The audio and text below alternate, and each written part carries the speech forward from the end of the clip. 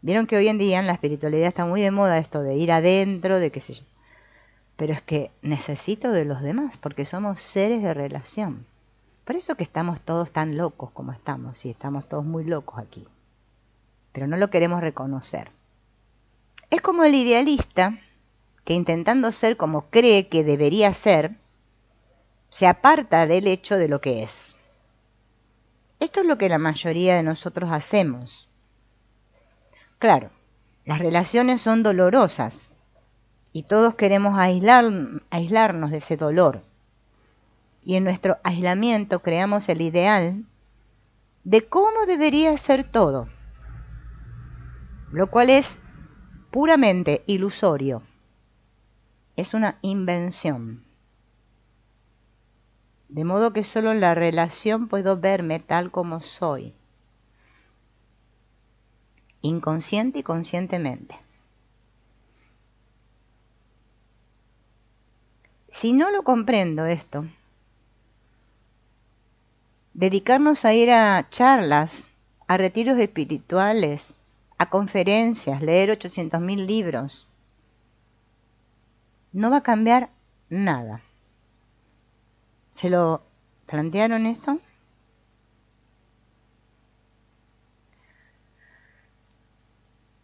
¿Existe el yo si no hay relación? ¿Es el yo una realidad en sí mismo? ¿O el yo no existe si no hay relación? ¿Soy alguien por estar en relación? ¿O existo como realidad aislada y con independencia de la relación? Creo que la mayoría nos gustaría pensar que la respuesta es esto último. ¿Por qué? Porque las relaciones son dolorosas. En cuanto me relaciono, aparecen el miedo, la ansiedad. Y como la mente sabe esto, ¿qué hace la mente? Se refugia en sus dioses, en su yo superior, en lo que sea. Este impulso de aislamiento es la naturaleza del yo, o sea, del ego. El yo y todo aquello con lo que el yo se identifica, mi familia, mi propiedad, mi amor, mi deseo, son reacciones de aislamiento.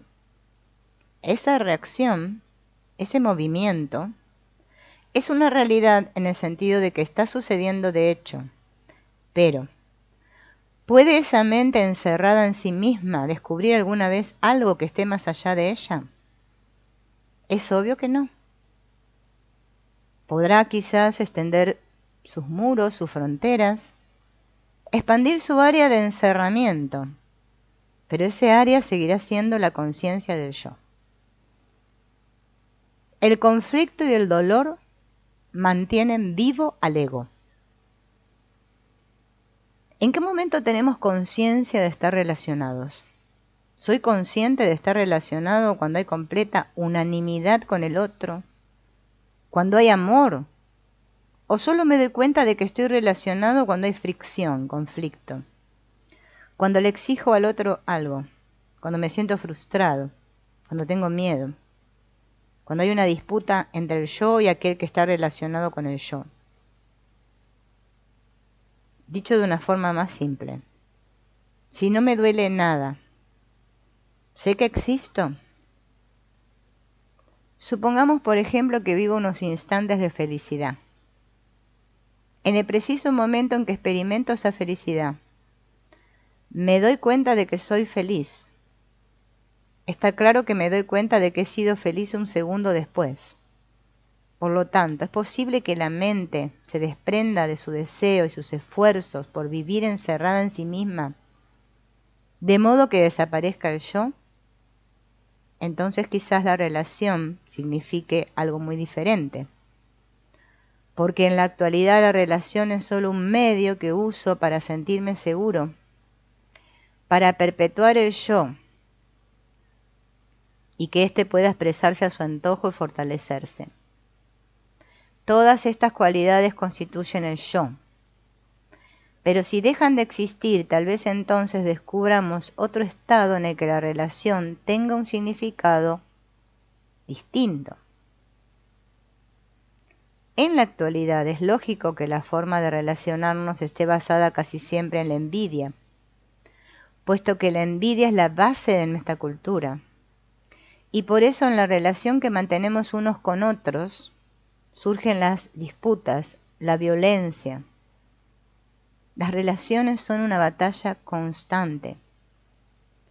Pero si desaparece por completo la envidia, consciente e inconsciente, superficial y arraigada, si la envidia deja de existir, ¿no sería nuestra relación totalmente distinta?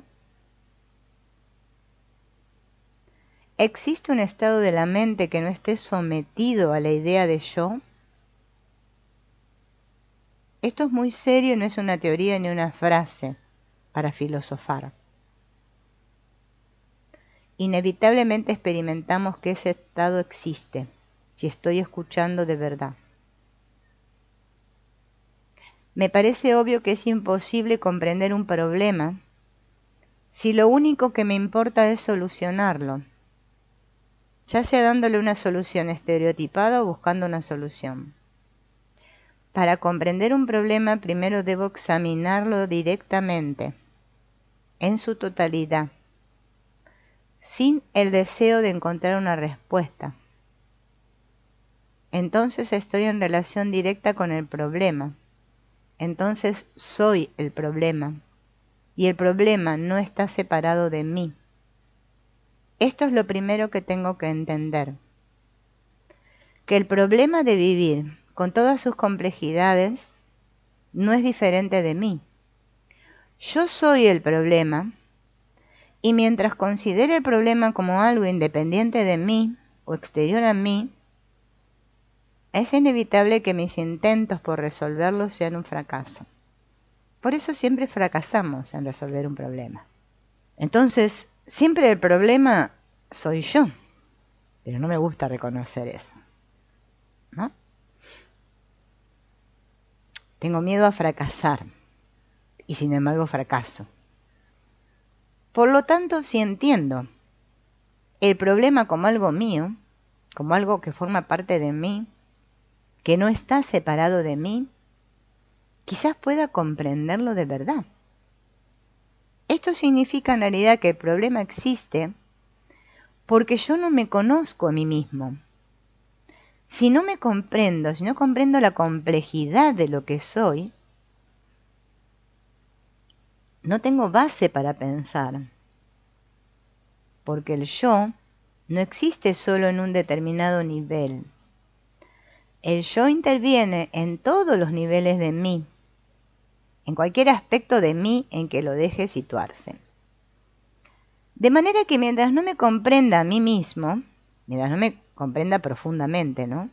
Por completo, tanto lo consciente como lo inconsciente, lo manifiesto como lo oculto, no tengo medios para afrontar el problema. Cualquier problema, social, económico, psicológico. Conocerme a mí mismo es empezar a comprender el problema. Las creencias, las ideas y los conocimientos no me sirven realmente de nada si no sé quién soy. Solo me llevan a crearme un mundo ilusorio y a toda clase de complicaciones y estupideces con las que muy hábilmente me escapo de la realidad. Por eso nos afiliamos a alguna de las muchas asociaciones, grupos, organizaciones secretas y exclusivas. ¿No es precisamente la naturaleza de la estupidez ser excluyente?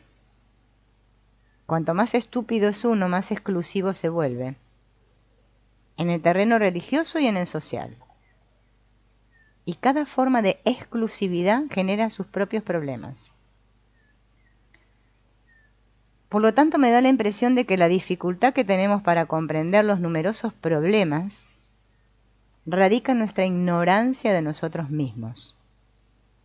Somos nosotros quienes los creamos, puesto que somos parte del medio en el que surgen. Además de ser algo de cualidad muy distinta, como cada uno descubre si está dispuesto a comprenderse a sí mismo. Otra cosa que buscamos permanentemente es la seguridad, porque nuestra vida es un interminable conflicto, desde el momento en que nacemos hasta el que morimos. El tedio, la ansiedad, la desesperación, el dolor por querer que nos amen y sentir que nadie nos ama, la superficialidad, la mezquindad. Todo eso es nuestra vida. Y en esa vida además hay peligros. Peligros que nos crean aprensión. Nada es seguro. Siempre hay incertidumbre.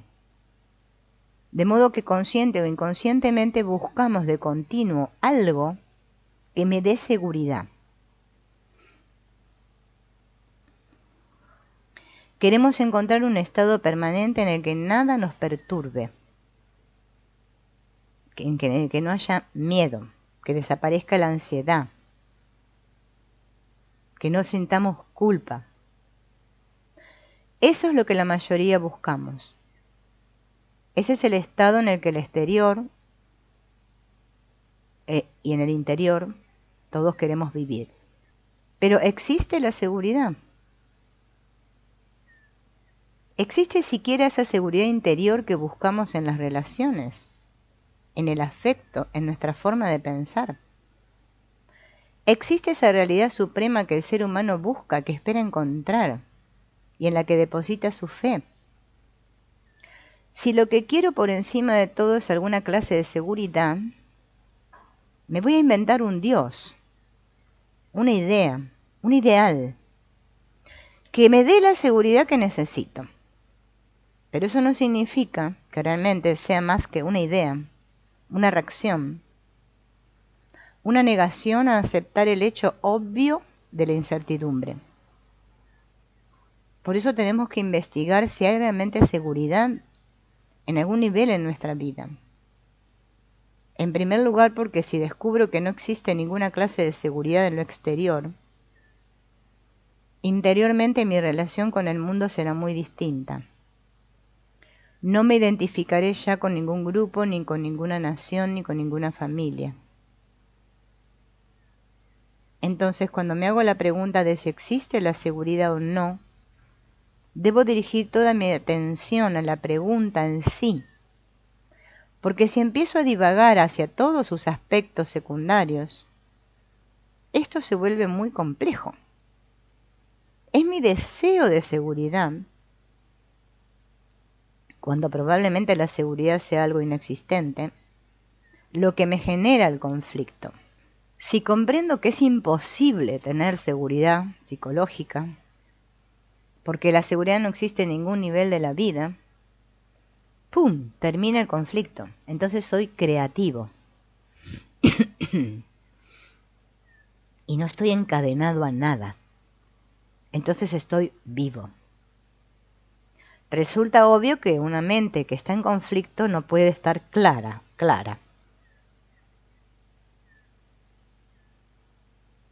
Para amar se requiere una sensibilidad extraordinaria. Y una mente no puede ser sensible si vive siempre con miedo, con ansiedad, preocupada, sintiéndose insegura. Una mente que está en perpetuo conflicto, lo mismo que una máquina en la que hay constante fricción, tiene un enorme desgaste y esa mente pierde la agudeza, se vuelve estúpida, indolente. Por lo tanto, existe la seguridad. Cada cual tiene que descubrirlo, no se trata de aceptar lo que estamos diciendo. A mi entender no hay seguridad de ninguna clase. No hay seguridad psicológica a ningún nivel ni a ninguna profundidad. Existe la seguridad, existe esa cualidad permanente que el ser humano busca sin cesar. Todos vemos cómo cambia nuestro cuerpo, las células se renuevan. En la relación con mi pareja, con mis hijos, con mis vecinos, veo algo que sea permanente. Me gustaría hacer que las cosas no cambiaran. Así que legalizo mi relación de pareja y la llamo matrimonio, para que el vínculo se mantenga inamovible.